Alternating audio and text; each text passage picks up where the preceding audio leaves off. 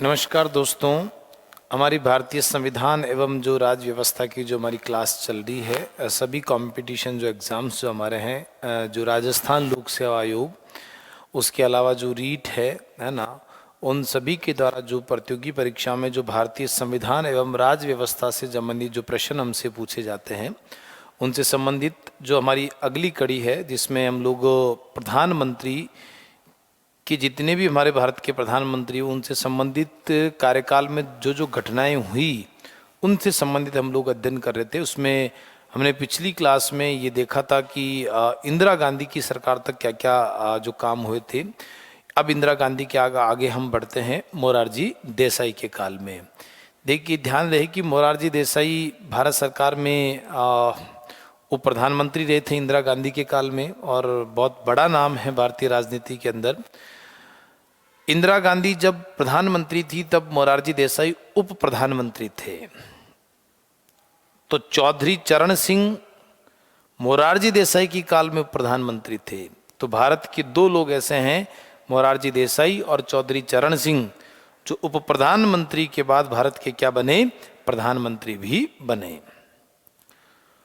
तो जब इंदिरा गांधी और मोरारजी देसाई के बीच कुछ बात बिगड़ने लगी तब मोरारजी देसाई कांग्रेस पार्टी से अलग हुए और बाद में जनता पार्टी की जो बहुत सारे दलों को मिलकर जो सरकार बनती है जनता पार्टी की, उस जनता पार्टी की सरकार की तरफ से प्रधानमंत्री बनते हैं मोरारजी देसाई। उनके कालखंड में क्या क्या घटनाएं होती है उसे हम पढ़ते हैं। देखिए, मोरारजी देसाई 77 से 79 इनका कार्यकाल है। ये लिखा हुआ है यहाँ पर, ये 71 नहीं है, थोड़ा सा टाइप मिस्टेक है, 1977 है ना, 1977। 1977 में मोरारजी देसाई के नेतृत्व में देश की पहली गैर कांग्रेसी व केंद्रीय स्तर पर पहली गठबंधन की सरकार बनी। यानी मोरारजी देसाई से पहले सारी सरकारें हमारी पूर्ण बहुमत की क्या थी, सरकार थी। इस बात का ध्यान रहे। यानी पंडित नेहरू, लाल बहादुर शास्त्री, उनके बाद में इंदिरा गांधी, ये जो सरकारें बनी ये सब बहुमत की, गठबंधन का मतलब बहुत सारे दलों को मिलाकर जो गठबंधन किया गया वो गठबंधन की सरकार बनी थी। तो पहली बार केंद्रीय स्तर पर गठबंधन की सरकार मोरारजी देसाई के नेतृत्व में बनती है। और उसके अलावा पहली बार गैर कांग्रेसी प्रधानमंत्री, यानी कांग्रेस नहीं है, जनता पार्टी के नेतृत्व में सरकार बनती है। इसलिए पहली बार मोरारजी देसाई के नेतृत्व में क्या बनी, सरकार। और मोरारजी देसाई के नेतृत्व में जब सरकार बनी थी उस समय हमें ये पता होना चाहिए कि मंत्री परिषद सामूहिक रूप से अनुच्छेद 75(3) के तहत सामूहिक रूप से लोकसभा के प्रति उत्तरदायी होती है, जबकि व्यक्तिगत रूप से मंत्री राष्ट्रपति के प्रति उत्तरदायी होते हैं।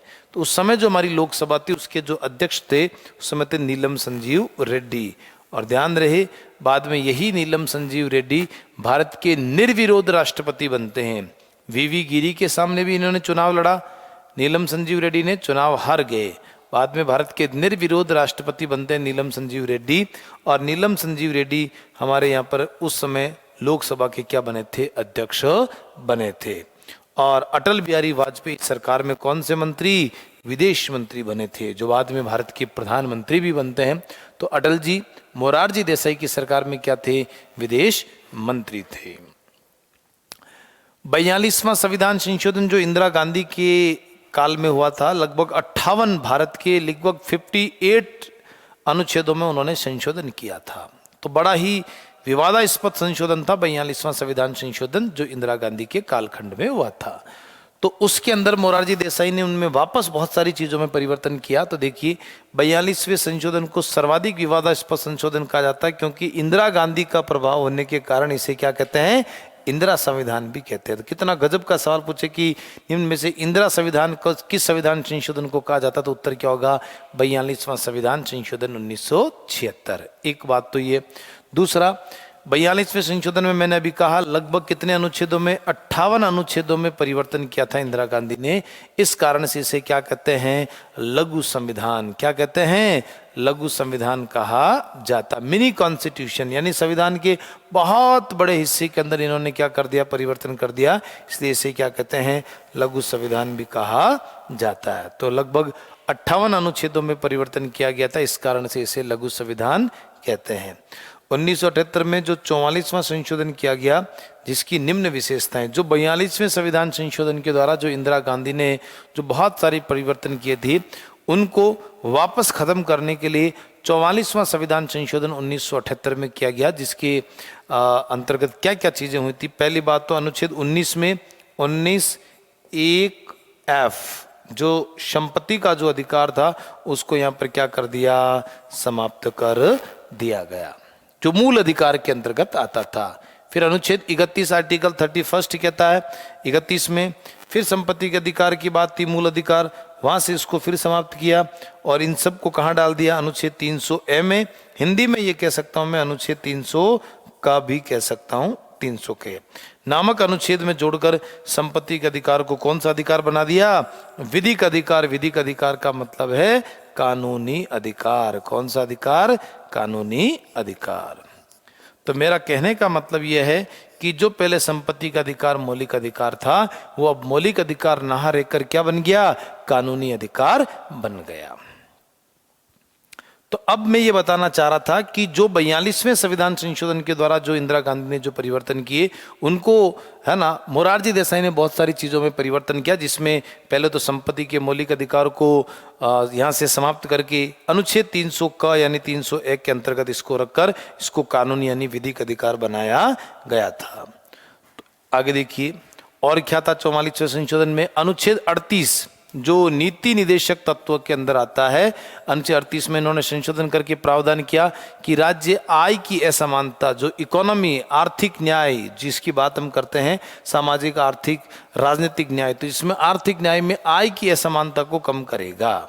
यानी राज्य का मतलब है जो भारत सरकार, राज्य सरकार, हमारी संसद, हमारी विधानमंडल, हमारे गवर्नर, हमारी सरकारी संस्थाएं है ना, जो सरकार के प्राधिकारी जितने भी जो हम प्रशासन करते हैं वो सब राज्य की परिभाषा में आते हैं।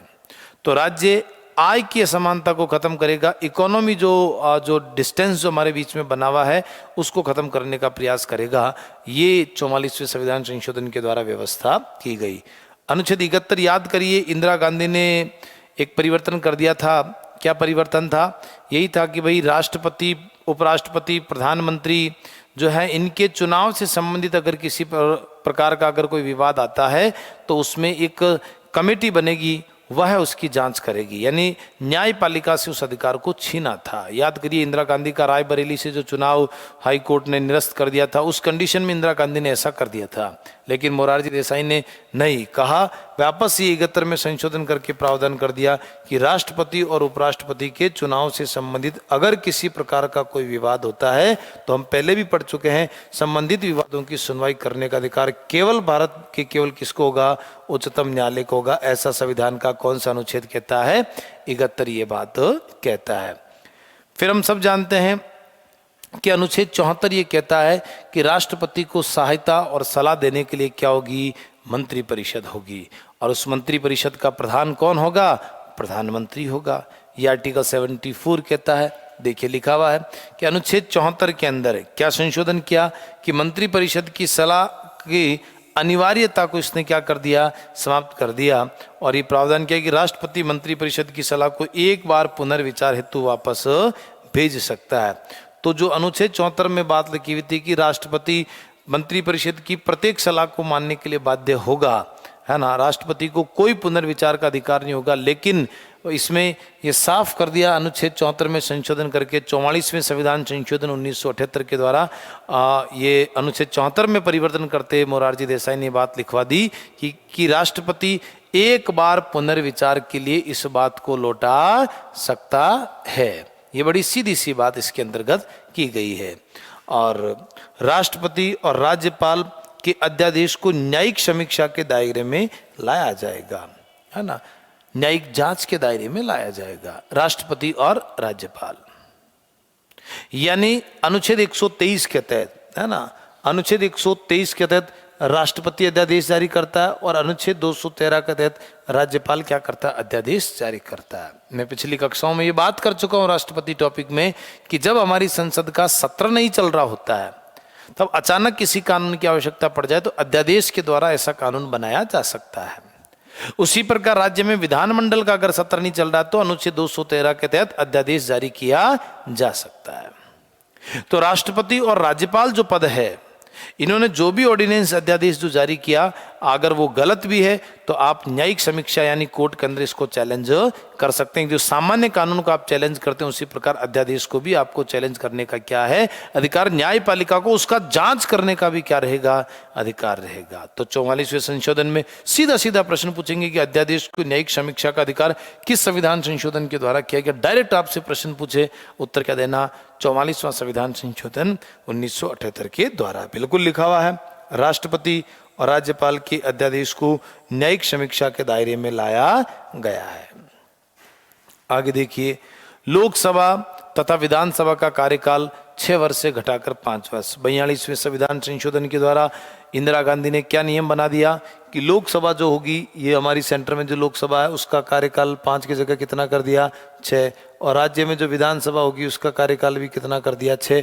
वापस ये किया था 42वें संविधान संशोधन द्वारा, और 44वें संविधान संशोधन द्वारा वापस लोकसभा का कार्यकाल 5 वर्ष कर दिया और विधानसभा का कार्यकाल भी कितना कर दिया, 5 वर्ष कर दिया। देख लीजिए, लोकसभा तथा विधानसभा का कार्यकाल घटाकर 6 वर्ष से घटाकर कितना कर दिया, 5 वर्ष किया गया है। ठीक है ना। कौन सी संविधान संशोधन, 44वें संविधान संशोधन 1978 के द्वारा। याद करिए, जब आपको इमरजेंसी पढ़ाई गई थी उसमें साफ लिखा था कि मंत्रिमंडल शब्द संविधान में उल्लेखित नहीं था। अनुच्छेद 352 में मंत्रिमंडल शब्द को जोड़ा गया और 44वां संविधान संशोधन जो 1978 उसके द्वारा इस चीज को जोड़ा गया। एक बात तो ये हो गई। दूसरी बात, जो 44वें संशोधन द्वारा जोड़ा गया, जब 1975 में जो आपातकाल लागू हुआ था इंदिरा गांधी के काल में, वो आंतरिक अशांति के आधार पर आपातकाल लगाया गया था। लेकिन अब मोरारजी देसाई ने उसमें परिवर्तन करते आंतरिक अशांति की जगह नया शब्द क्या जोड़ दिया, सशस्त्र विद्रोह। आंतरिक अशांति इस शब्द के स्थान पर नया शब्द क्या जोड़ दिया, सशस्त्र विद्रोह। यानी भारत की जनता अगर अपने हाथों में शस्त्र लेकर अगर विद्रोह करती है तो उसको क्या कहा जाएगा, सशस्त्र विद्रोह कहा जाएगा। तो कहने का मेरा मतलब है कि अनुच्छेद 352 में संशोधन करके, है ना, आंतरिक अशांति शब्द के स्थान पर सशस्त्र विद्रोह शब्द का उल्लेख किया गया। केवल मंत्रिमंडल की लिखित सलाह पर ही राष्ट्रीय आपातकाल लगाए जाने का प्रावधान किया गया। सारी बातें हम पढ़ चुके हैं कि अब प्रधानमंत्री की मौखिक सलाह के आधार पर इमरजेंसी नहीं लगेगी। जब तक मंत्रिमंडल लिखित में, या लिखा हुआ मंत्रिमंडल लिखित में सलाह नहीं देती है, तब तक राष्ट्रीय आपातकाल नहीं लगेगा। यह नियम भी 44वें संविधान संशोधन 1978 के द्वारा किया गया है। आगे देखिए, इसके मतलब वही 44वें संशोधन द्वारा 9वीं अनुसूची जो पहले संविधान संशोधन द्वारा जोड़ेगी, उसमें भी बहुत सारे प्रावधान जो सरकारों ने, इंदिरा गांधी ने डाले थे जो अपने आप के बचाव के लिए, वो भी इनमें से बहुत सारे प्रावधान हटा दिए गए हैं। मोरारजी देसाई एकमात्र व्यक्ति है जिन्हें पाकिस्तान का जो सर्वोच्च सम्मान है, निशान ए पाकिस्तान, है ना। तो भारत के एकमात्र प्रधानमंत्री कौन है, मोरारजी देसाई, जिन्हें पाकिस्तान का सर्वोच्च सम्मान निशान ए पाकिस्तान दिया गया है। मोस्ट इंपॉर्टेंट फैक्ट है, इस चीज का ध्यान रखिए। निशान ए पाकिस्तान किस प्रधानमंत्री को मिला हुआ पुरस्कार है, तो उत्तर क्या होगा, मोरारजी देसाई। और जब मोरारजी देसाई की सरकार में विदेश मंत्री श्री अटल बिहारी वाजपेयी थे, तब यूएनओ के अंदर जो संयुक्त राष्ट्र संघ था उसमें हिंदी में भाषण विदेश मंत्री के नाते दिया था, वो अटल बिहारी वाजपेयी ने दिया था। तो इन्हीं के कालखंड में दिया था। तो लिखा हुआ है 1978 में जो वाजपेयी जी हैं, है ना, यूएन के अंदर महासभा में हिंदी के अंदर संबोधित इन्होंने किया था। तो मोस्ट इंपोर्टेंट है, यूएनओ के अंदर महासभा को हिंदी में संबोधित करने वाले भारत के जो प्रधानमंत्री हैं वो कौन है, हमारे भारत का जो कौन विदेश मंत्री है, उसमें उत्तर क्या होगा, अटल बिहारी वाजपेयी इसके अंतर्गत उत्तर होगा। मोरारजी देसाई एकमात्र पीएम है, पीएम मतलब प्राइम मिनिस्टर है, जो क्या है, जिनके विरुद्ध अविश्वास प्रस्ताव पारित हुआ। देखिए, अविश्वास प्रस्ताव जो होता है बच्चों, ये लोकसभा में लाया जाएगा। पहली बात तो ये कौन से सदन में लाया जाएगा, लोकसभा में लाया जाएगा। लोकसभा में जैसे अभी 543 है संख्या, कुल सदस्य संख्या। हालांकि 2 एंग्लो इंडियन मनोनीत होते हैं, लेकिन वो नियम हटा दिया है। तो उनका केवल कितना, 50 लोग कम से कम, लोकसभा के 50 लोग लिखकर लोकसभा किसको देंगे, अध्यक्ष को ये बात लिखकर देंगे। तब लोकसभा अध्यक्ष कौन सा प्रस्ताव लाने की अनुमति देगा? अविश्वास प्रस्ताव। तो अविश्वास प्रस्ताव हमेशा विपक्ष पार्टी के द्वारा लाया जाता है, सत्ता पार्टी के द्वारा नहीं लाया जाता है। जब लोकसभा के 50 सदस्य लिखकर लोकसभा अध्यक्ष को देते हैं, तब जाकर लोकसभा अध्यक्ष इस प्रस्ताव को सदन में लाने की मंजूरी देता है। तो एकमात्र ऐसे प्रधानमंत्री हमारे हैं जिनके खिलाफ अविश्वास प्रस्ताव यहाँ पर लाया गया था, सबसे पहले ये थे। ठीक है ना। अब तो बहुत सारे हो गए हैं, तो इसलिए मैं इसको एकमात्र को तवज्जो नहीं दूंगा इस चीज़ के अंदर। चौधरी चरण सिंह है ना, इसको यहाँ से हटा दें आप, है ना। सबसे पहले इनके खिलाफ चौधरी चरण सिंह जो हैं, एकमात्र ऐसे प्रधानमंत्री जिन्होंने प्रधानमंत्री के रूप में एक बार भी लोकसभा का सामना नहीं किया, जब क्योंकि ये प्रधानमंत्री बन गए थे और उसके अलावा लोकसभा के अंदर ही गए नहीं। हालांकि मंत्री दोनों सदनों में जा सकता, लेकिन उसके पहले ही इनकी क्या गिर गई, सरकार चली गई, त्याग पत्र देके चले गए। तो कहने का मतलब ये सामान्य से जो फैक्ट है, जिनके बारे में हमने कुछ जनरल चर्चाएं जो यहाँ पर करी है। आगे देखिए, ये तो मोरारजी देसाई। इनके बाद हमारे नेक्स्ट प्रधानमंत्री की हम बात करेंगे श्री राजीव गांधी, जो 1984 से 89 तक, यानी 1984 से 1999 तक आप क्या रहे, भारत के प्रधानमंत्री रहे। जब 31 अक्टूबर 1984 को इंदिरा गांधी की जब हत्या कर दी गई, उसी दिन शाम को ही इनको प्रधानमंत्री बना दिया गया। फिर बाद में 85 में चुनाव हुए, वापस 413 सीटें मिली थी राजीव गांधी को। इसकी लोकप्रिय प्रधानमंत्री, अगर हमसे पूछे कि भारत का लोकप्रिय प्रधानमंत्री किसे कहा जाता, तो उसमें उत्तर नरेंद्र मोदी मत करना, उसमें उत्तर होगा राजीव गांधी, है ना। 413 सीटें, 143 413 सीटें मिली थी इंदिरा गांधी की सहानुभूति के कारण, इसलिए लोकप्रिय प्रधानमंत्रियों में नाम श्री राजीव गांधी का आता है। तो देखिए 31 अक्टूबर मैंने बता दिया, इंदिरा गांधी की जिस दिन हत्या हुई उस दिन शाम को ही बना दिया गया। राजीव गांधी ने प्रधानमंत्री पद की क्या ली है, शपथ ली है। और नवंबर 1984 में सिखों के विरुद्ध हुए दंगों की जांच करने हेतु कौन सा, नानावटी, है ना, और सीकरी आयोग ने इसकी जांच की थी। तो नानावटी तथा सीकरी आयोग सिखों के विरुद्ध दंगे का मतलब यह है कि इंदिरा गांधी को जिन लोगों ने मारा था, वो जो इंदिरा गांधी के ही गनमैन थे, बॉडीगार्ड थे, और वो दोनों सिख थे। और इसके कारण भारत में सिखों द्वारा जब इंदिरा गांधी की हत्या की गई थी, उसका कारण ये था कि operation blue star Indira Gandhi ने चलाया था, उसमें भिंडरवाला को मार दिया गया, क्योंकि वो ब्लू कलर की पगड़ी पहनता था। जब भिंडरवाला को मारा गया था और स्वर्ण मंदिर पर जब भारत सरकार ने जब कब्जा कर लिया था, उस कंडीशन में उन दोनों बॉडीगार्ड ने उनको मार दिया था। तो भारत में बहुत बड़े दंगे होते हैं, जिसमें दिल्ली बहुत बड़ा केंद्र होता है, उसमें सिखों के साथ बहुत मारपीट होती है और बहुत सारे सिख उसमें मारे जाते हैं, क्योंकि उस समय राजीव गांधी ही प्रधानमंत्री होते हैं। तो उनकी जांच के लिए नानावटी और सीकरी आयोग का गठन किया गया था। किनकी सरकार में, श्री राजीव गांधी की। तो सीधा पूछेंगे नानावटी आयोग किन दंगों की जांच के लिए बनाया गया था, तो उत्तर क्या होगा, सिखों के विरुद्ध दंगों के। और या किस प्रधानमंत्री के काल में बना, उत्तर क्या होगा आपका, राजीव गांधी। दिसंबर 1984 में जब लोकसभा के चुनाव हुए, है ना, जब क्योंकि इंदिरा गांधी का बचा हुआ थोड़ा बहुत 3-4 महीने का काम पूरा किया, और लोकसभा के चुनाव में कांग्रेस को 50% से अधिक, 50% से अधिक तो लाने ही पड़ेंगे, तब आप सरकार बनाओगे। और मैंने बता दिया कितनी सीटें मिली इनको, 413। सबसे ज़्यादा सीट लाने वाला आज तक के रिकॉर्ड प्रधानमंत्री कौन है, श्री राजीव गांधी। 413 स्थान इनको प्राप्त हुए। इस कारण से राजीव गांधी को देश का सर्वाधिक लोकप्रिय प्रधानमंत्री कहा जाता है। इस बात का विशेष करके ध्यान, देश का सर्वाधिक लोकप्रिय प्रधानमंत्री अगर आज तक जितने भी बने, वो राजीव गांधी को, उसका एक कारण है क्योंकि उनको सर्वाधिक सीटें मिली है। सर्वाधिक सीटें उसी को मिलती है जो ज़्यादा लोकप्रिय। हालांकि ये बात है कि इंदिरा गांधी की सहानुभूति के अंदर इनको सीटें मिली थी। तो लोकप्रिय प्रधानमंत्री, ये फैक्ट भी आपको ध्यान रखना। एक नानावती आयोग। एक शाह बानो नाम की एक लेडी थी 70 साल की, जिसके पति थे मोहम्मद अहमद खान, जो बहुत बड़े वकील थे मध्य प्रदेश के अंदर। और उन्होंने तलाक के बिद्दत के तहत अपनी पत्नी शाह बानो को तलाक दे दिया था।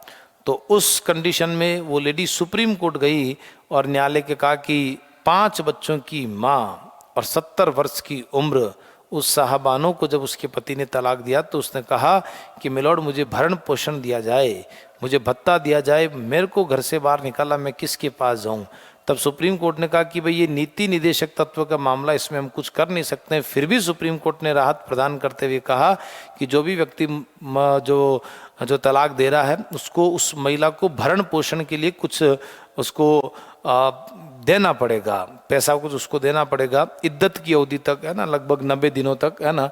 तो ऐसा इस केस में कहा गया। तो राजीव गांधी ने, देखिए सुप्रीम कोर्ट ने कोई भी फैसला दिया, संसद उसमें परिवर्तन करके कुछ न कुछ उस फैसले को वापस बदल सकती है, संशोधन करके। तो उसी कंडीशन में मोहम्मद अहमद खान बनाम शाहबानो जो केस है, ये बहुत चर्चित केस है शाहबानो का। ये 1985 का जो केस सुप्रीम कोर्ट में आता है, इसमें तलाकशुदा मुस्लिम महिलाओं के भरण पोषण भत्ता, इसकी बात हुई थी। कोई अधिकार को स्वीकार किया गया, सुप्रीम कोर्ट ने कहा कि हाँ भरण पोषण मिलना चाहिए इद्दत की अवधि तक, यानी लगभग 90 दिनों की अवधि होती, कम से कम इतना तो उसको भरण पोषण मिलना ही चाहिए। और इस निर्णय के प्रभाव को, भाई सुप्रीम कोर्ट ने यह आदेश जारी किया तो इसके प्रभाव को खत्म करने का अधिकार संसद के पास होता है। इस प्रभाव को समाप्त करने हेतु मुस्लिम महिला तलाक से संरक्षण अधिनियम 1986 बनाया गया और सुप्रीम कोर्ट के फैसले को वापस राजीव गांधी ने बदल दिया। यानी जो मुसलमानों की जो धर्म ग्रंथ उसमें जो बात लिखी हुई है उसके आधार पर उन्होंने वापस उस फैसले को पलट दिया और कहा कि कोई गुजारा भत्ता देने की जरूरत नहीं है। तो ये 1986 का मुस्लिम महिला अधिनियम 1986 बनाया गया था। ये किसके समय बना था? राजीव गांधी के समय बना था। एक राजीव गांधी के समय दल बदल नामक एक कानून आता है। आया राम गया राम की बात जो है हरियाणा से उठी थी। देखिए होता क्या है कि जिस पार्टी की जो सीटें, जैसे मान लीजिए आपकी पार्टी को उदाहरण के तौर पर 10 सीटें मिली लोकसभा के अंदर, तो ये 10 सीटें अपने आप में कितनी परसेंट होगी? 100% मानी जाएगी। यानी जिस पार्टी को जितनी सीटें मिलती है जिस सदन में, वो सीटें अपने आप में 100% होती है। मान लीजिए आपकी पार्टी को सीटें कितनी मिली? 10। तो दल बदल में इन्होंने कहा कि दल यानी पार्टी, बदल यानी पार्टी को बदलना। अगर कोई एक या दो सांसद अगर दल को छोड़कर जाते हैं तो ये माना जाएगा वो एंटी डिफेक्शन लॉ, यानी दल बदल का आरोपी मानकर सदन का अध्यक्ष उसको सदन से बर्खास्त कर सकता है, उसकी सदस्यता को समाप्त कर सकता है। तो ये जो 1/3 का नियम था, तो राजीव गांधी के समय कई राज्य सरकारों के अंदर ये प्रॉब्लम आने लगी थी कि इक्के दुक्के जो सांसद है, विधायक बिक जाते हैं, पैसे से खरीदे जाते हैं, सरकारें बनाई जा रही है और सरकारें बिखेरी जा रही है। उस कंडीशन में उन्होंने कहा कि कम से कम जिस सदन में जितनी सीटें होती है कम से कम उसका 1/3 सदस्य, कितना बटा 3 सदस्य? 1/3 सदस्य वहाँ पर कम से कम ये होना चाहिए कि वो उस दल को छोड़कर जाएं, तो वो दल बदल नहीं मानेंगे। 1/3 से अगर कम लोग छोड़कर जाते हैं तो दल बदल का आरोपी मानकर उसे सदन से बाहर कर दिया जाएगा, उसकी सदस्यता को समाप्त कर दिया जाएगा ताकि सरकारों का तोड़ जोड़ ना हो। तो 10 का 1/3 निकालूं तो लगभग 3, 3.5, यानी तो राउंड फिगर में कह सकता हूं कि 3 लोग, कम से कम 3 जो लोग हैं, यानी 3 क्या 3.5, 3.25 होता। तो 3 जो लोग हैं वो कम से कम एक दल से छोड़कर दूसरे दल में जाएंगे तो दल बदल के आरोपी नहीं। 3 से कम अगर 2 लोग गए, 1 लोग गए तो दल बदल का आरोपी मानकर उन्हें सदन से बाहर कर दिया जाएगा, यानी उनकी मेंबरशिप समाप्त कर दी जाएगी। हालांकि अटल जी ने इसमें परिवर्तन करते हुए इसको 2/3 कर दिया। अब ये कितना हो गया? 2, यानी लगभग 10 में से कितने? 6 लोग अगर छोड़ के जाएंगे तो दल बदल नहीं मानेंगे, और 6 से कम लोग अगर छोड़कर जाते हैं वो दल बदल के आरोपी माने जाएंगे। तो ये है एंटी डिफेक्शन लॉ, जो 1/3 का प्रावधान क्या था? ये 52वें संविधान संशोधन 1985 के द्वारा, कि जिस पार्टी की जितनी सीटें उनका 1/3 से अगर कम जाते हैं, कम लोग छोड़कर पार्टी को गए तो दल बदल के आरोपी माने जाएंगे। 1/3 से ज्यादा है तो दल बदल के आरोपी नहीं माने जाएंगे। तो ये क्या था? उन्होंने 91वां संविधान संशोधन 2003 के द्वारा अटल बिहारी वाजपेयी ने, वर्तमान में यही निर्णय, पर अभी हम राजीव गांधी पढ़ रहे हैं तो इस बात का आपको ध्यान रखना है।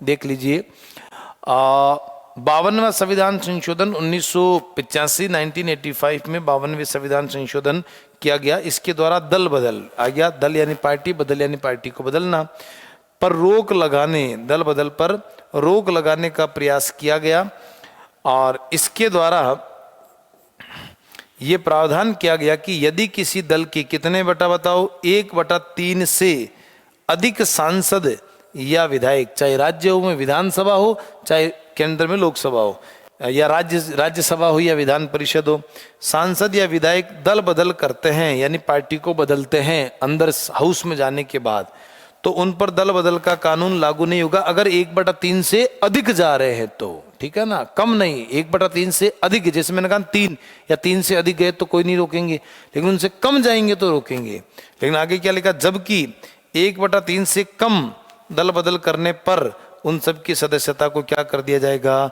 समाप्त कर दिया जाएगा। मैं फिर बता देता हूं, 52वें संविधान संशोधन 1985 में ये नियम क्या किया कि जिस पार्टी की जितनी सीटें हाउस में आती है, मान लीजिए आपकी पार्टी की 10 सीटें आई तो उनका 1/3 यानी 3 लोग, जितने लोग गए तो वहां तक तो कोई नहीं कहेंगे, लेकिन 3 से अगर कम लोग गए तो दल बदल का आरोपी मानकर उनको मेंबरशिप से हटा दिया जाए। मतलब अकेला आदमी दल बदल नहीं कर सकता, उसको कम से कम 1/3 यानी 3-4 लोगों को तो साथ लेना ही पड़ेगा। हालांकि अब तो ये नियम 2/3 का हो चुका है, तो ये ध्यान रखना 52वां संविधान संशोधन 1985 के द्वारा राजीव गांधी की सरकार के द्वारा ऐसी व्यवस्था की गई थी। बहुत ध्यान से, और हमें पता भी है इस संविधान संशोधन द्वारा इसके लिए संविधान में एक अनुसूची जोड़ी गई अलग से, उस अनुसूची का नाम था 10वीं अनुसूची। कौन सी अनुसूची?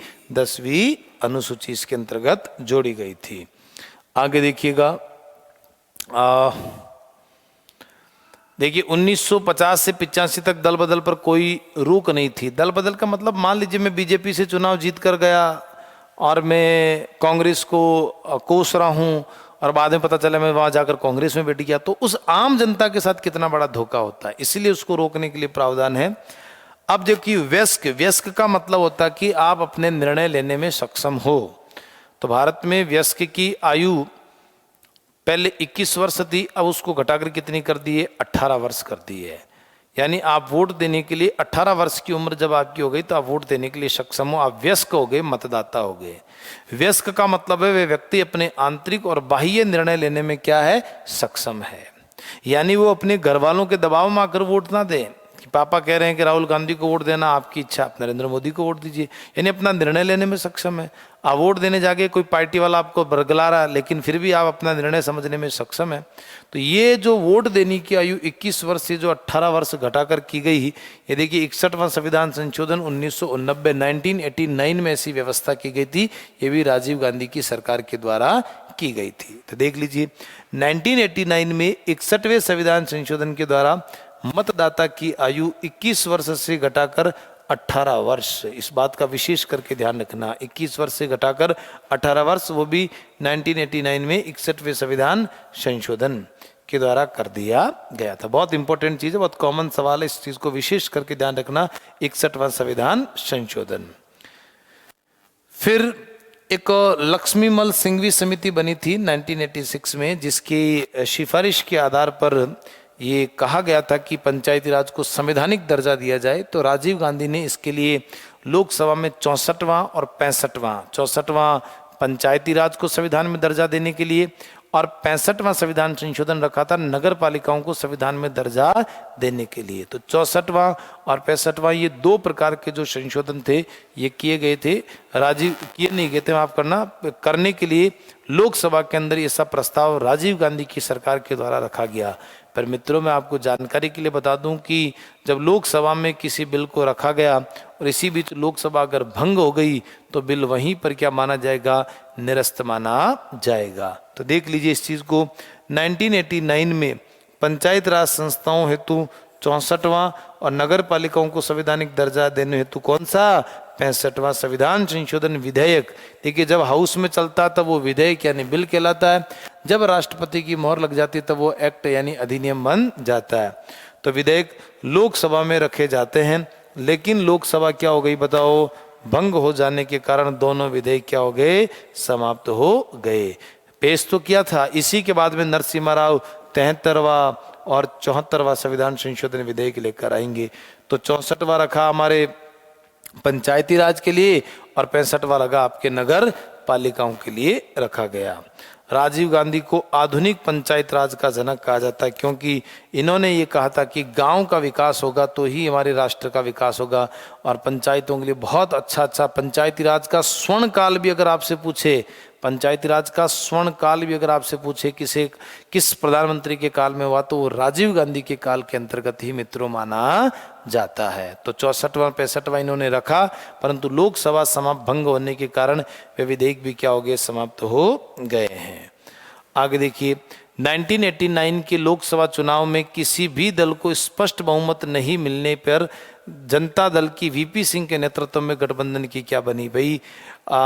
84 के अंदर दिसंबर के महीने में चुनाव हुए, मैंने कहा 413 सीटें राजीव गांधी को मिली थी, जिसके कारण लोकप्रिय प्रधानमंत्री का दर्जा राजीव गांधी को लोगों ने दिया। लेकिन 1989 में जब वापस राजीव गांधी के 5 साल कंप्लीट होने के बाद जब चुनाव लड़ा गया था, उस कंडीशन के अंदर गठबंधन की सरकार, यानी किसी पार्टी को पूर्ण बहुमत नहीं मिला, और गठबंधन की जो सरकार बनी थी वो किसके नेतृत्व में बनी, हमारी वीपी सिंह के नेतृत्व के अंदर बनी थी। और वीपी सिंह की सरकार द्वारा अगस्त 1990 में मंडल आयोग की सिफारिशों को, है ना, वीपी मंडल जो मोरारजी देसाई की सरकार में बनाया गया था, जिसमें ओबीसी, जिसको अदर बैकवर्ड कास्ट कहा जाता है, इस मंडल आयोग ने कहा कि अदर बैकवर्ड कास्ट के तहत उनको संवैधानिक माफ कीजिए, आरक्षण दीजिए नौकरियों के अंदर ओबीसी को। तो लेकिन मोरारजी देसाई की सरकार चले जाने के कारण इंदिरा गांधी के काल में चीज़ें नहीं हो पाई। लेकिन मंडल आयोग की सरकार ने, वीपी सिंह की सरकार ने मंडल आयोग की सिफारिशों को लागू करते हुए पिछड़े वर्गों को आरक्षण दिया। यानी कौन किसको दिया, ओबीसी को क्या दिया, आरक्षण, यानी अदर बैकवर्ड कास्ट। कब दिया गया, 1990 के अंदर। किस आयोग की सिफारिशों पर, मंडल आयोग की सिफारिशों के आधार पर। तो वीपी सिंह की सरकार द्वारा अगस्त 1990 में मंडल आयोग की सिफारिशों को लागू करते पिछड़े वर्गों को आरक्षण दिया गया। तो ये जो हमारी वीपी सिंह की छोटी सी सरकार थी उसके बारे में, और राजीव गांधी के बारे में पढ़ा। अब देखिए, एक फिर बड़े प्रधानमंत्री हमारे सामने हैं, पीवी नरसिम्हा राव। 91 से 96 तक। जुलाई 1991 में भारत में आर्थिक सुधार लागू किए गए, है ना। अब ये कि इकोनॉमी रूप से भारत को कैसे स्ट्रांग बनाया जाए, तो जुलाई 1991 में आर्थिक सुधार हिंदुस्तान के अंदर क्या हुए, लागू हुए। किसकी सरकार में, हमारे पीवी नरसिम्हा राव की सरकार में। और इन्हीं के समय मनमोहन सिंह हमारे फाइनेंस मिनिस्टर यानी वित्त मंत्री थे।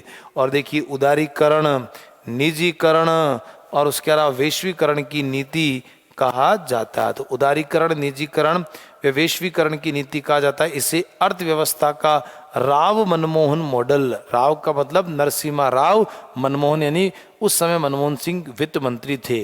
तो मनमोहन सिंह ही हमारे ऐसे व्यक्ति थे जो उदारीकरण, निजीकरण और वैश्वीकरण की नीति को भारत में लेकर आए, जिसके कारण भारत की अर्थव्यवस्था, प्राइवेट सेक्टर हमारे मार्केट में आया और चीज़ें धीरे धीरे हमारी यहाँ सस्ती, आसान होने लगी, लोगों को हर सुविधाएं प्राप्त होने लगी। तो ये राव मनमोहन मॉडल है, जिसको आर्थिक सुधार का मॉडल कहा जाता। मोस्ट इंपॉर्टेंट चीज़ है ये। नवंबर 1992 के अंदर इंदिरा साहनीवाद। देखिए, आगे हम पढ़ेंगे मौलिक अधिकार के अंदर कि इंदिरा साहनीवाद जो है ये आरक्षण को लेकर है। जो सरकारी नौकरियां हैं जिनको आरक्षण जो सरकार के द्वारा दिया गया था, उस आरक्षण जो अभी हमने वीपी सिंह की सरकार के अंदर जो हमने पढ़ा, तो आरक्षण 50% से ज़्यादा चला गया था। उसके कारण इसको सुप्रीम कोर्ट के अंदर चैलेंज किया गया था। 1992 के अंदर इसका फैसला आया था, जिसमें सुप्रीम कोर्ट ने कहा था कि 50% से राज्य 50% से ज़्यादा आरक्षण नहीं देगा। हालांकि जैसे तमिलनाडु है, वहाँ उसके बावजूद भी 69% आरक्षण है, लेकिन 50% से ज़्यादा आरक्षण आप तभी दे पाएंगे जब वहाँ पर उस राज्य की विकट परिस्थितियों सामने हो, और उसके बारे में आपको कोर्ट को बताना पड़ेगा। तो इंदिरा साहनी केस 1992 का ये बहुत बड़ा केस है, जिसके माध्यम से ये निर्णय दिया गया था कि 50% से ज़्यादा आरक्षण सरकारी नौकरियों में नहीं दिया जाएगा। तो रिजर्वेशन को लेकर बहुत बड़ा केस है, इसको हम पढ़ेंगे आगे। 6 दिसंबर 1992 को अयोध्या, है ना, इसको थोड़ा सा मैं ठीक कर देता हूँ। अयोध्या,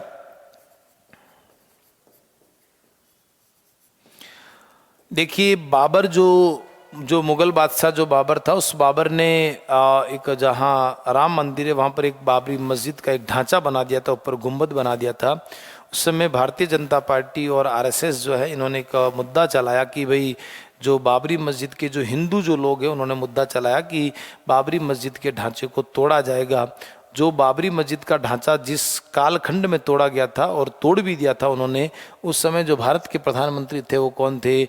नरसिम्हा राव थे। उस कंडीशन में बीजेपी बहुत ज़्यादा इन कार्यकर्ताओं को सपोर्ट करी थी। इसके कारण जहाँ जहाँ बीजेपी की सरकारें थी उन सभी सरकारों को है ना हटाकर वहाँ पर राष्ट्रपति शासन लगाया गया था। किनकी सरकार में? नरसिम्हा राव की सरकार में। तो देख लीजिए 6 दिसंबर 1992 को अयोध्या में स्थित बाबरी मस्जिद इन्हीं के काल के अंदर गिरा दी गई थी।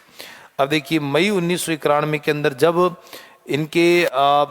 जब राजीव गांधी उस समय प्रधानमंत्री नहीं थे और विपक्ष पार्टी में थे और वो चुनाव प्रचार कर रहे थे, उसमें राजीव गांधी का पेराम्बदूर के अंदर 21 मई 1991 को पेराम्बदूर जो जगह पड़ती है तमिलनाडु, वहाँ पर एक महिला मानव बम यानी अपने यहाँ बम पहनकर आई थी और वो आकर मंच पर आती है और पूरा का पूरा मंच उड़ा दिया जाता है, जिसमें राजीव गांधी सहित 17 लोग मारे जाते हैं। तो राजीव गांधी की हत्या की जांच करने के लिए उस समय मई 1991 में ये घटना थी, 21 मई की, जिसमें राजीव गांधी की हत्या हुई थी। तो 21 मई 1991 में राजीव गांधी की जो हत्या हुई उसकी जांच करने के लिए कौन सा आयोग बना? जैन आयोग, मिलाप चंद्र जैन। ध्यान रहे ये मिलाप चंद्र जैन बाद में राजस्थान के भी राज्यपाल बनाए जाते हैं। तो जैन आयोग जो मिलाप चंद्र जैन ने की, जबकि बाबरी मस्जिद गिराने की जांच जो है वो लिब्राहन आयोग ने की। ये दोनों आयोगों का आपको ध्यान रखना। जो बाबरी मस्जिद का ढांचा 6 दिसंबर 1992 को जो गिराया गया था, वो बाबरी मस्जिद का ढांचा अयोध्या के अंदर, उसकी जांच के लिए लिब्राहन आयोग बना था। और उसके अलावा जो मई 1991 में राजीव गांधी की जो हत्या हुई थी उनकी जांच के लिए जैन आयोग। तो मित्रों लिब्राहन आयोग और जैन आयोग राजीव गांधी की हत्या की जांच करने के लिए, और लिब्राहन आयोग जो है वो बाबरी मस्जिद के ढांचे को गिराने की जांच करने के लिए बनाया गया था। वो भी किन की सरकार में? हमारे पीवी नरसिम्हा राव की सरकार के समय बनाया गया था। फिर जुलाई 1993 में मुंबई की ट्रेनों के अंदर सीरियल बम ब्लास्ट होते हैं, बम धमाके होते हैं। इनकी जांच के लिए श्री कृष्णा योग ने की, है ना। तो श्री कृष्णा आयोग, माफ करना, आयोग कर देना इसको, आयोग ने की थी। तो कृष्णा आयोग जो बना, तो ये किनकी? जैन आयोग किसकी हत्या के समय? राजीव गांधी। लिब्राहन जो है वो बाबरी मस्जिद, और कृष्णा आयोग है वो मुंबई के ट्रेन बम ब्लास्ट के अंदर की जांच। तो कई बार क्या होता है कि कुछ आयोग का नाम पूछकर घटनाक्रम पूछ लिया जाता है, घटनाक्रम पूछकर उसके आयोग का नाम पूछ लिया जाता है जनरल नॉलेज के हिसाब से। इसलिए आपको ये करवाया जा रहा है कि आपको ध्यान रखना कि किन प्रधानमंत्रियों के समय क्या क्या घटनाएं हुई थी। तो मुंबई धमाकों के अंदर श्री कृष्णा आयोग यहाँ पर बनाया गया था। 92 और 93 में भारत ने बाजारीकरण को पूरा करने के लिए, यानी बाजारीकरण कर देना, इसको थोड़ा सा ठीक कर देना, बाजारीकरण की आवश्यकताओं को पूरा करने हेतु विदेश नीति के अंतर्गत पूर्व की ओर देखो। हालांकि इंद्र कुमार गुजराल के समय ज़्यादा वर्किंग करती है, लेकिन प्रधानमंत्री नरसिम्हा जो राव थे उनके समय वित्त मंत्री थे, तो उन्होंने ये नीति अपनाई थी। तो पूर्व की ओर देखो नीति का अनुसरण किया आसियान के साथ, जो आसियान जो देश हैं उनके साथ। तो वो प्रधानमंत्री अगर आपसे पूछे तो कौन थे? नरसिम्हा राव। और वर्तमान प्रधानमंत्री मोदी, उन्होंने एक्ट ईस्ट पॉलिसी, इसका नाम चेंज कर दिया है, एक्ट ईस्ट पॉलिसी, है ना। तो ये विशेष करके ध्यान रखना कि अभी वर्तमान में एक्ट ईस्ट पॉलिसी लाने वाले प्रधानमंत्री कौन है? नरेंद्र मोदी है। और नरेंद्र मोदी ने ये भी नीति दी है कि पहले पड़ोसी, है ना, पहले पड़ोसी बाकी सब बाद में। इसलिए पहले पड़ोसी ये नीति भी किसकी है? प्रधानमंत्री मोदी की है। इस बात का भी आपको क्या रखना है? ध्यान हो। शपथ में प्रधानमंत्री मोदी ने सभी पड़ोसी देशों को लगभग बुलाया था। और इनसाइडर ये एक आत्मकथा है किसकी? नरसिम्हा राव की। सामान्यतः पुस्तक पूछ ले कि इनसाइडर किसकी आत्मकथा है, तो उत्तर क्या देना है? नरसिम्हा राव की क्या है? आत्मकथा है। ठीक है। 1992 और 93 में अपनी ऊर्जा आवश्यकताओं को पूरा करने हेतु विदेश नीति के अंतर्गत पश्चिम की ओर देखो नीति का भी अनुकरण नरसिम्हा राव की तरह हुआ। तो लुक ईस्ट पॉलिसी के अंदर, है ना, इस चीज़ का भी ध्यान रखना। वेस्ट वो ईस्ट थी, ये लुक वेस्ट पॉलिसी है, ये इस चीज़ का ध्यान रखना। तो पश्चिम की ओर देखो नीति भी नरसिम्हा राव के समय ही लाई गई थी। और 1996 में अटल बिहारी वाजपेयी पहली बार प्रधानमंत्री नरसिम्हा राव के बाद। अब हम अटल जी की थोड़ी सी बात कर लेते हैं। छोटे छोटे प्रधानमंत्री जो बीच में बनते हैं, फिर प्रधानमंत्री अटल जी का बड़ा कार्यकाल है वो भी हम पढ़ेंगे। तो अटल बिहारी वाजपेयी पहली बार प्रधानमंत्री बने और मात्र कितने दिन के लिए, 13 दिन के लिए प्रधानमंत्री बने। तो प्रधानमंत्रियों में सबसे छोटा कार्यकाल अगर आपसे पूछा जाए तो अटल बिहारी वाजपेयी का था, और सबसे बड़ा कार्यकाल अगर आपसे पूछा जाए तो उत्तर क्या देना आपको, पंडित जवाहरलाल नेहरू देना है। तो मात्र 13 दिन की सरकार रही किनकी, अटल बिहारी वाजपेयी की। 1996 में एच.डी. देवगौड़ा, एच.डी. देवगौड़ा का पूरा नाम है हरदन अली डोडेगौड़ा, और हरदन अली डोडेगौड़ा जब भारत के प्रधानमंत्री बने तब आप कर्नाटक के मुख्यमंत्री थे, है ना, यानी कर्नाटक विधानसभा के सदस्य थे, भारत की संसद के आप सदस्य भी नहीं थे, फिर भी आप प्रधानमंत्री बने। फिर कर्नाटक विधानसभा सदस्य से आपने त्यागपत्र दिया, फिर कर्नाटक से राज्यसभा का सदस्य बनकर उन्होंने अपनी योग्यता को पूरा किया, क्योंकि ये नियम कहता है कि आप मंत्री या प्रधानमंत्री बनते हैं 6 महीने तक आप बिना सदन के सदस्य होते भी बन सकते हैं, लेकिन 6 महीने के भीतर भीतर आपको या तो लोकसभा या राज्यसभा दोनों में से किसी का आपको सदस्य बनना क्या है, अनिवार्य है। तो वही बात यहाँ पर लिखी हुई है। 1986 के अंदर, 96 के अंदर माफ करना, 1996 में एच.डी. देवगौड़ा भारत के क्या बने, प्रधानमंत्री।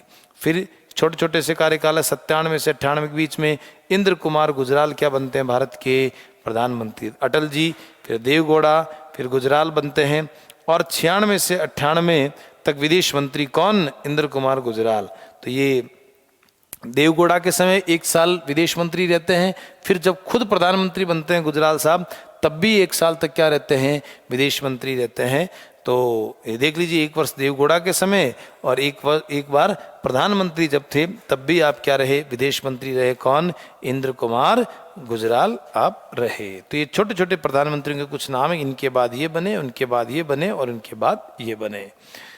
आगे देखिए, गुजराल सिद्धांत जो है, डॉक्ट्रिन ऑफ गुजराल क्या है, 1996 से 1998, यानी जब ये विदेश मंत्री थे इस बीच इन्होंने गुजराल सिद्धांत दिया।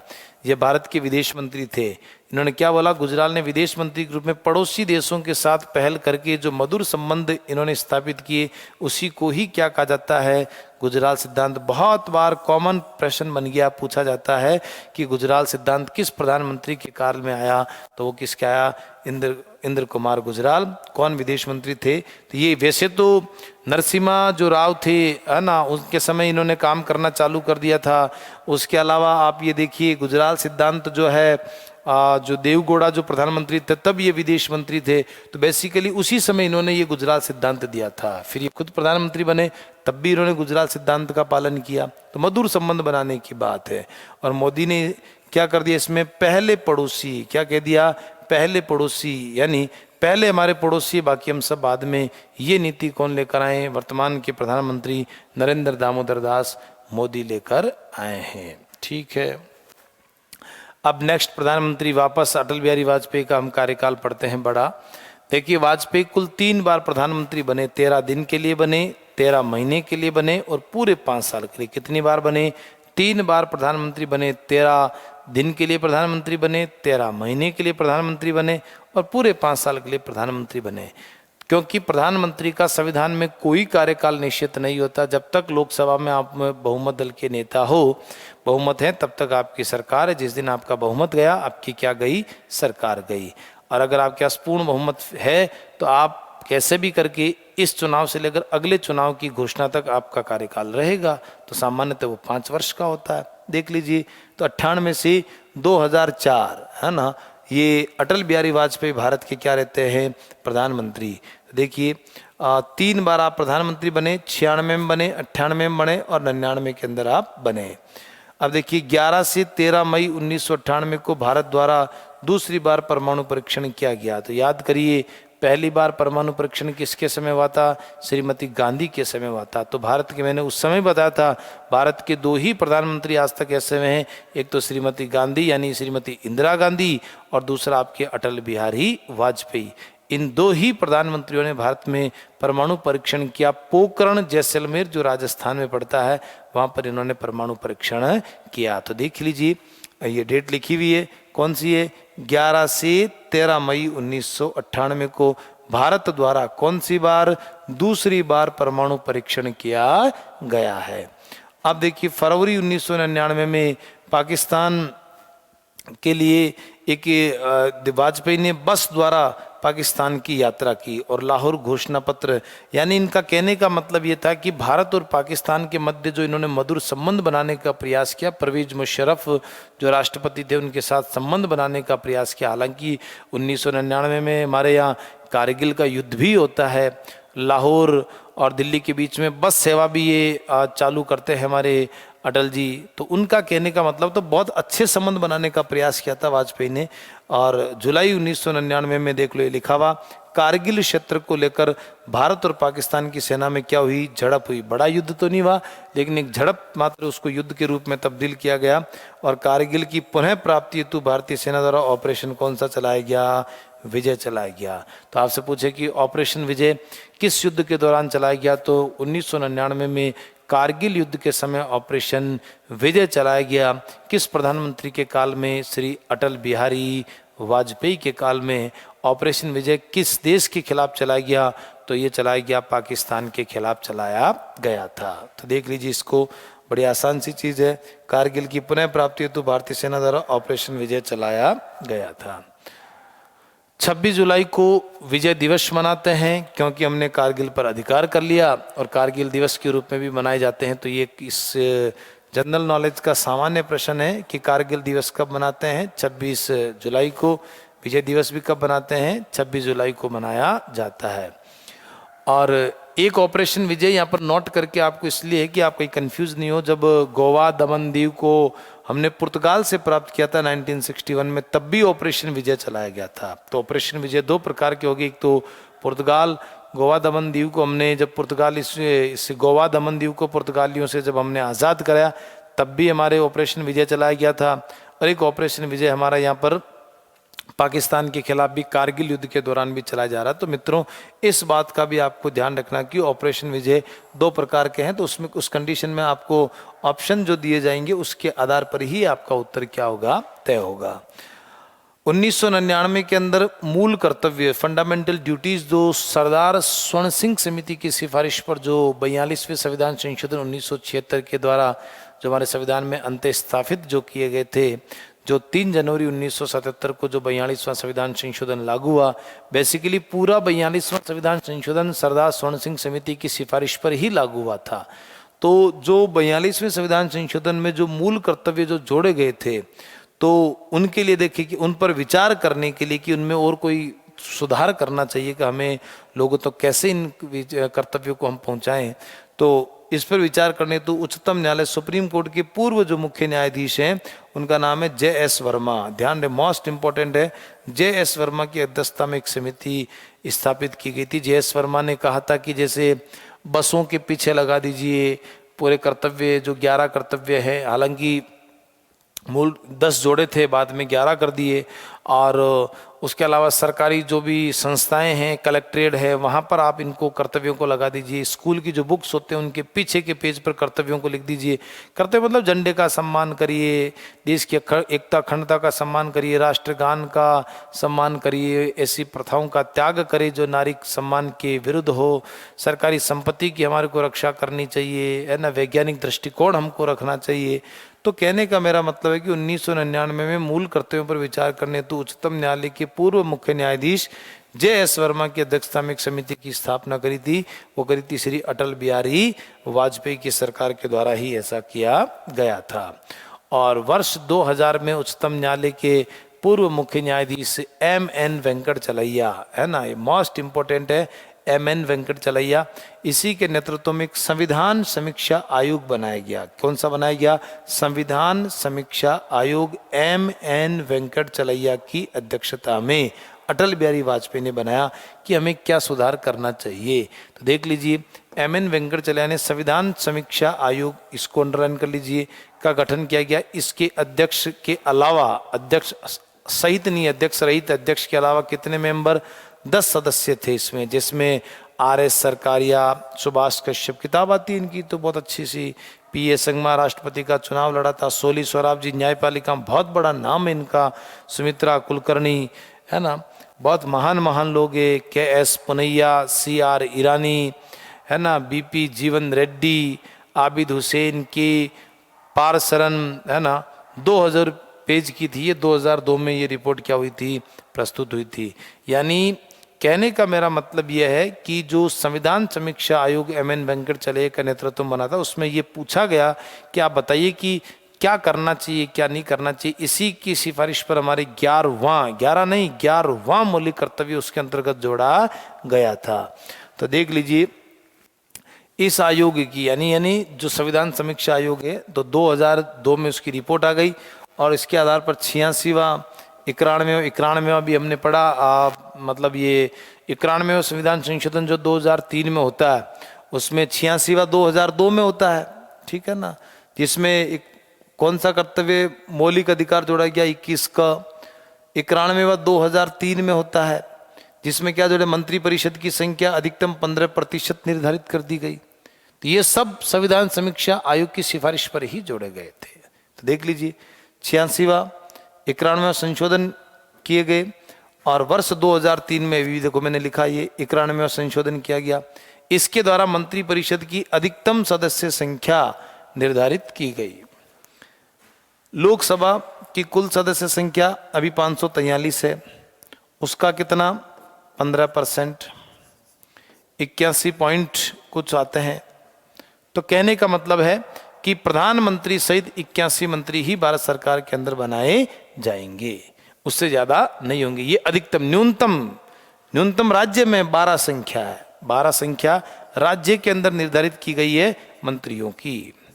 लेकिन है ना, केंद्र के अंदर भी कितनी है, नहीं है। राज्य में इसलिए करी है क्योंकि राज्य में कुछ राज्य जैसे गोवा है, वहाँ की विधानसभा की सीटें 40 है, सिक्किम में 32 है, उनका 15% निकालोगे तो 1-1.5-2 आदमी आते हैं, उनसे सरकार चलती नहीं है। तो राज्यों में तो मिनिमम 12 लोग होने ही चाहिए, परंतु अधिकतम जैसे राजस्थान है, उनमें 200 का कितना परसेंट, 15% कर दिया। तो मुख्यमंत्री सहित अधिकतम 30 मंत्री ही बनाए जा सकते हैं। कहाँ पर, राजस्थान के अंदर। तो भारत सरकार में अधिकतम लोकसभा, निचला सदन जैसे राज्य में विधानसभा, केंद्र में लोकसभा का कितना प्रतिशत, 15% ही बनाया जा सकता है। तो इस चीज का आपको ध्यान रखना है थोड़ा सा। देखिए 91वां संशोधन 2003 के द्वारा, इसके द्वारा मंत्रिपरिषद की अधिकतम सदस्य संख्या निर्धारित की गई और दल बदल के संदर्भ में ये प्रावधान किया गया कि यदि किसी दल के 2/3 से अधिक सांसद अथवा विधायक दल बदल करते हैं तो उन पर दल बदल का कानून लागू नहीं होगा। यानी 1/3 से कम दल बदल करने पर उनकी सदस्यता भी समाप्त हो जाएगी। 1/3 का मतलब मैं यहाँ कर सकता हूँ 2/3, है ना। तो ये इस चीज का ध्यान रहे, 2/3, 1/3 नहीं होगा, 2/3। मैंने अभी बताया था कि जैसे आपकी जितनी पार्टी के आप उम्मीदवार, जैसे मैं कह रहा हूँ 10 लोग आपकी पार्टी के जीत के आए, ये अपने आप में कितना प्रतिशत हो गए, 100% हो गए, ठीक है ना। का कितना बटा 3, 2/3, यानी लगभग कितने हो गए, 6। ये और राजीव गांधी ने कितना किया था, 1/3 किया। इन्होंने 1/3 को काट कर अब कितना कर दिया, 2/3 कर दिया। यानी अगर 6 लोगों से कम लोग आपकी पार्टी, जैसे में हम बीजेपी के 10 लोग बैठे हैं, अब अगर 5 लोग बीजेपी वाले कांग्रेस में गए तो उनकी मेंबरशिप को रद्द कर दिया जाएगा। लेकिन 6 या उससे ज्यादा जाते हैं तो उनकी मेंबरशिप रद्द नहीं मानी जाएगी। ये कर दिया 2/3, ताकि 1-2 आदमी लोग पार्टी को छोड़कर नहीं जा सकते हैं। ये बहुत बड़ा इन्होंने संशोधन इसके अंतर्गत किया। तो यही बात यहाँ पर लिखी हुई है। दल बदल के संदर्भ में प्रावधान किया गया कि किसी भी दल के 2/3 से अधिक सांसद अथवा विधायक दल बदल करते हैं तो उन पर दल बदल का कानून लागू नहीं, अधिक जाते हैं तो लागू नहीं होगा। लेकिन 2/3 से कम अगर जाते हैं, ये लिखा हुआ 2/3 से अगर कम दल बदल करने पर उनकी सदस्यता क्या हो जाएगी, समाप्त हो जाएगी। और 13 दिसंबर 2001 को भारत की संसद पर क्या हुआ बताओ, हमला हुआ, बहुत बड़ा हमला हुआ था। और इसके बाद पाकिस्तान की सीमा पर भारतीय सेना की तैनाती हुई और ऑपरेशन पराक्रम चलाया गया। तो संसद पर हमला होने के बाद पाकिस्तान की सेना से लड़ाई करने के लिए भारत सरकार तैयार रही और ऑपरेशन पराक्रम उस समय चलाया। तो कारगिल के समय ऑपरेशन विजय चलाया गया और यहाँ पर ऑपरेशन पराक्रम चलाया गया था। ये था हमारे अटल बिहारी वाजपेयी का कार्यकाल। अब हमारे आते हैं प्रिय डॉक्टर मनमोहन सिंह। 2004 से 2014 तक ये हमारे भारत के प्रधानमंत्री रहे। 12 अक्टूबर 2005 को इन्होंने एक सबसे बड़ी चीज़ है, सूचना का अधिकार अधिनियम 2005 लागू किया। सीधा सीधा प्रश्न पूछे कि सूचना का अधिकार अधिनियम किस प्रधानमंत्री के काल में लागू हुआ, तो उत्तर क्या दोगे आप? डॉक्टर मनमोहन सिंह के काल में, वो भी 12 अक्टूबर 2005। राइट टू इंफॉर्मेशन एक्ट, आप किसी भी सरकारी जो काम हो रहा है उसकी सूचना आपको मांगने का अधिकार है। लिखित में अगर आप उसमें विभाग में देते हैं तो 30 दिन के भीतर आपको सूचना मिलती है, ताकि आपको पूरी जानकारी मिल जाती है कि कहाँ कितना पैसा खर्च हुआ, कहाँ पर क्या कार्रवाई हुई। तो ये आम नागरिक को अधिकार जो दिया है, ये मनमोहन सिंह की सरकार ने राइट टू इंफॉर्मेशन एक्ट 2005 के द्वारा दिया गया। सबसे बड़ी बात मनरेगा है ना, महात्मा गांधी राष्ट्रीय रोजगार गारंटी योजना, ये भी मनमोहन सिंह की सरकार के समय लागू हुई। देखिए 2 फरवरी 2006 से राष्ट्रीय ग्रामीण रोजगार गारंटी योजना 2006 लागू हुआ। बाद में इसका नाम बदलकर महात्मा गांधी एडिटिंग कर दिया गया। तब उस समय तो राष्ट्रीय ग्रामीण रोजगार गारंटी कानून 2006 क्या हुआ, लागू हुआ। और 26 अक्टूबर 2006 को घरेलू हिंसा अधिनियम 2005 भी लागू हुआ। यानी जो 2005 का जो अधिनियम बनाया था घरेलू हिंसा अधिनियम, वो कब लागू हुआ? 26 अक्टूबर 2006 को। ये भी किनकी सरकार में? मनमोहन। तो डायरेक्ट आपसे सवाल पूछ लिया जाएगा कि ये एक्ट कौन से वर्ष का है, इनकी डेट क्या है, या किस प्रधानमंत्री के काल में हुआ। तो आपको बहुत महत्वपूर्ण चीज़ें आपको बच्चों ध्यान रखना है। 2005 में वीरप्पा मोइली, ये मनमोहन सिंह सरकार में आप पेट्रोलियम मिनिस्टर थे, वीरप्पा मोइली की अध्यक्षता में द्वितीय प्रशासनिक सुधार आयोग बनाया गया। तो पहला जो मोरारजी देसाई की सरकार, मोरारजी देसाई की अध्यक्षता में बना था, फिर वो मंत्री बन गए। इंदिरा की सरकार में तो हनुमंतैया उसके अध्यक्ष बने थे। तो ऐसे ही द्वितीय प्रशासनिक सुधार आयोग जो है वह वीरप्पा मोइली की सरकार के अंदर बना था। और वर्ष 2010 तक इसने अपने कुल 15 प्रतिवेदन प्रस्तुत किए। किसने? वीरप्पा मोइली के नेतृत्व में बने हुए द्वितीय प्रशासनिक सुधार आयोग ने। और प्रथम प्रशासनिक सुधार आयोग मैंने अभी बता ही दिया, 1966 में इंदिरा गांधी की सरकार के द्वारा मोरारजी देसाई की अध्यक्षता में किया। लेकिन मोरारजी देसाई जब मंत्री बन गए तो उसकी जगह अध्यक्षता किसने करी? हनुमंतैया। तो पहले प्रशासनिक सुधार आयोग के अध्यक्ष पहले बने मोरारजी देसाई, बाद में बने हनुमंतैया। और दूसरे प्रशासनिक सुधार के अध्यक्ष कौन बने? वीरप्पा मोइली को बनाया गया। इस बात का आपको विशेष करके ध्यान रखना है।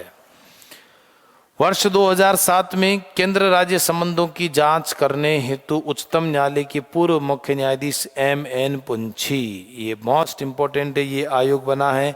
M.N. पुंछी आयोग की अध्यक्षता में वित्तीय यानी केंद्र राज्य संबंध आयोग बनाया गया। तो M.M.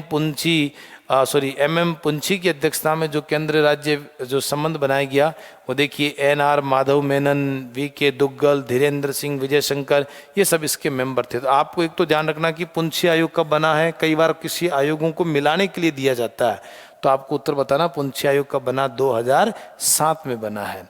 और इस आयोग ने अपनी रिपोर्ट कब सौंपी है? 2011 में। केंद्र और राज्य में वित्तीय, अच्छा किसके लिए बना है? वित्तीय संबंध। केंद्र और राज्य सरकारों में वित्तीय संबंध कैसे हो, केंद्र सरकार कितना पैसा राज्य सरकारों को दे ताकि यहाँ पर अच्छी व्यवस्था हो सके।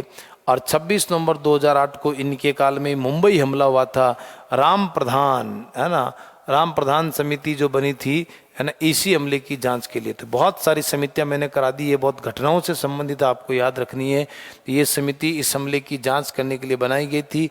और इन्हीं के समय राष्ट्रीय जांच agency NIA, national investigation agency की स्थापना, तो NIA की स्थापना भी मनमोहन सिंह के काल के अंदर हुई है, इसका भी ध्यान रखना। मनमोहन सिंह की सरकार में एक बहुत बड़ा घोटाला हुआ था। 2G स्पेक्ट्रम जो दूरसंचार निगम लिमिटेड कंपनियों को लाइसेंस बांट दिए गए बहुत सस्ते के अंदर। ए राजा उस समय मिनिस्टर थे। तो भारत के नियंत्रक महालेखा परीक्षक का ये मानना था कि जब जो लाइसेंस, जैसे ये मार्कर है 10 रुपये में पिछली बार बेचा गया था, अब इस बार 10 की जगह 11 होने चाहिए। चलो 11 नहीं 10 तो होने चाहिए, लेकिन आपने 8 रुपये में दे दिया। क्यों भाई? या तो मिनिस्टर को अनुभव नहीं है, या मिनिस्टर ने पैसे खाए सामने वाले से, ताकि उसको 8 में दे दिया तो भाई 1 रुपया मेरे को दे देना बीच में। अगली पार्टी कंपनी के फायदे 1 रुपया उसके बच गया, 1 रुपया मंत्री खा गया। जो भी घटनाक्रम हुआ, तो 2G स्पेक्ट्रम घोटाला हुआ, बहुत बड़ा हिंदुस्तान के अंदर बहुत भ्रष्टाचार का मामला उठा था।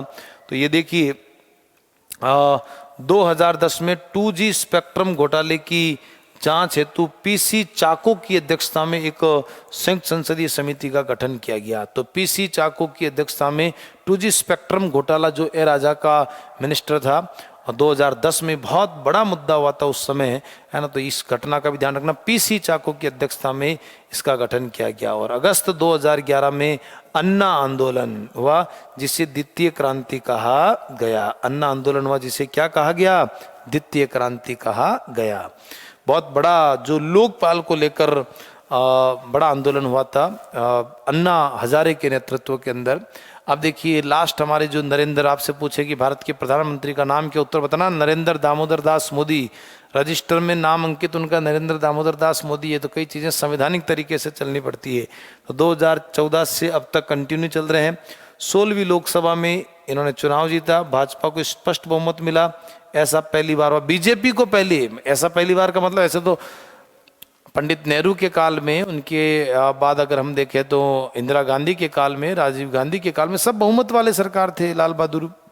लेकिन पहली बार लोकसभा के अंदर बीजेपी को जो स्पष्ट बहुमत मिला वो नरेंद्र मोदी की सरकार में मिला। एक बात तो ये, भाजपा को स्पष्ट बहुमत मिलने के बावजूद भी 2014 में गठबंधन की सरकार एनडीए, है ना, एनडीए की जो सरकार है, नहीं एनडीए मतलब बीजेपी और उनकी सहायक जितनी भी राजनीतिक पार्टियां हैं उनसे संबंधित उन्होंने क्या करा है कि बीजेपी उनसे सहायक पार्टियों को मिलाकर जो सरकार बनाई।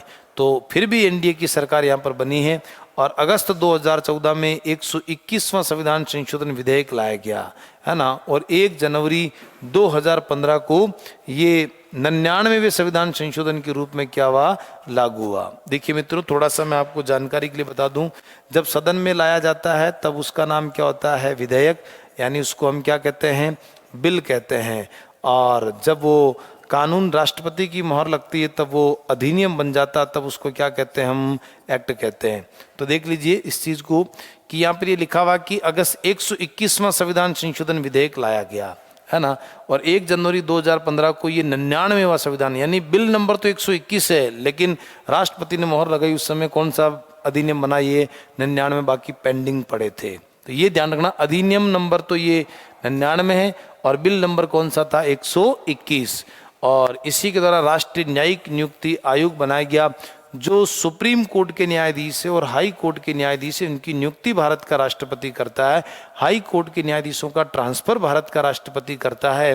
तो उस कंडीशन के अंदर राष्ट्रपति 4 लोगों की 5 लोगों का एक कॉलेजियम बना हुआ, जिसमें सुप्रीम कोर्ट का मुख्य न्यायाधीश, सुप्रीम कोर्ट के 4 वरिष्ठ न्यायाधीश हमारे जो होते हैं। लेकिन उसके आधार पर भारत में एक राष्ट्रीय न्यायिक नियुक्ति आयोग बनाया गया, जिसमें भारत के सुप्रीम कोर्ट का एक मुख्य न्यायाधीश, सुप्रीम कोर्ट के 2 वरिष्ठ न्यायाधीश, उसके अलावा कानून का एक जो जानकार व्यक्ति जो होगा। तो कहने का मेरा मतलब ऐसे 6 लोगों की एक कमेटी जो बनाई गई थी, उस कमेटी का काम यही था कि सुप्रीम कोर्ट और हाई कोर्ट के जजों की नियुक्ति के लिए सिफारिश करना और हाई कोर्ट के जजों के ट्रांसफर के लिए सिफारिश करना। तो इसको हमारे ये पहला ऐसा एक केस था कि सुप्रीम कोर्ट के द्वारा इस पूरे के पूरे अमेंडमेंट को उड़ा दिया गया, यानी सुप्रीम कोर्ट ने खारिज कर दिया। तो राष्ट्रीय न्यायिक नियुक्ति आयोग जजों की नियुक्ति के लिए जो बनाया गया था, ये मोदी सरकार के द्वारा बनाया गया था। ये लिखा हुआ आपके सामने इस आयोग की स्थापना की गई। ये साफ लिखा हुआ supreme court advocates on the court association बनाम भारत संघ 2015 का मामला इसमें गया और 99वें संशोधन को क्या कर दिया बताओ? रद्द कर दिया। 99वां संशोधन यही था जो सुप्रीम कोर्ट और हाई कोर्ट के जजों की नियुक्ति के लिए राष्ट्रपति को सिफारिश करने वाली एक संस्था बनाई गई थी, जिसमें 6 लोग थे, है ना, जिसमें भारत का एक कानून मंत्री था, है ना, ऐसे करके 6 लोग इसमें मिलाए गए थे। भारत के इतिहास में पहली बार हुआ था ये 16 अक्टूबर 2015 को, इससे यानी ये डेट है 16 अक्टूबर 2015 को इस राष्ट्रीय न्यायिक नियुक्ति आयोग को रद्द कर दिया गया। पूरे के पूरे संशोधन को भी सुप्रीम कोर्ट ने उड़ा दिया, रद्द कर दिया। 119वां संविधान संशोधन विधेयक 2013 में राज्यसभा में, 2015 में फिर ये पारित हुआ। और 100वां संविधान, यहाँ से आ जाइए, 100वां संविधान संशोधन जो हुआ था ये 2015 में, जिसमें इसके द्वारा असम, मेघालय, त्रिपुरा, मिजोरम की सीमाओं के अंदर कुछ परिवर्तन किया गया था। और फरवरी, ठीक है देख लेना आप थोड़ा सा, इसको संशोधन है ये। फरवरी 2019 में तत्कालीन गृह मंत्री राजनाथ सिंह ने राज्यसभा में 125वां संविधान संशोधन रखा, 25वां संविधान संशोधन विधेयक रखा, 125वां संविधान संशोधन विधेयक रखा गया। इसके द्वारा अनुच्छेद 6 में उल्लेखित असम, मेघालय, त्रिपुरा, मिजोरम अनुसूचित क्षेत्रों की प्रशासन, याद करिए जो छठी अनुसूची है, जो हमारी छठी अनुसूची है, उस छठी अनुसूची के अंतर्गत ये होता है अमित त्रिमी, असम, मेघालय, त्रिपुरा, मिजोरम के जनजातीय क्षेत्रों के प्रशासन है, उनसे संबंधित कुछ परिवर्तन की बात है। तो थोड़ा सा फैक्ट के रूप में आप इसे देख लीजिए। तो ये हमने मित्रों प्रधानमंत्री के बारे में विशेष करके हमने चर्चा करने का जो प्रयास किया था। और नेक्स्ट जो हमारा टॉपिक रहेगा, अब संविधान के अनुसार प्रधानमंत्री क्या है, प्रधानमंत्री की योग्यताएं, प्रधानमंत्री पद की शपथ कौन लेता है, कौन दिलाता है, प्रधानमंत्री के लिए संविधान में क्या क्या कर्तव्य है, उन सब के बारे में हम डिटेल से अध्ययन करेंगे। तब तक के लिए बहुत बहुत धन्यवाद।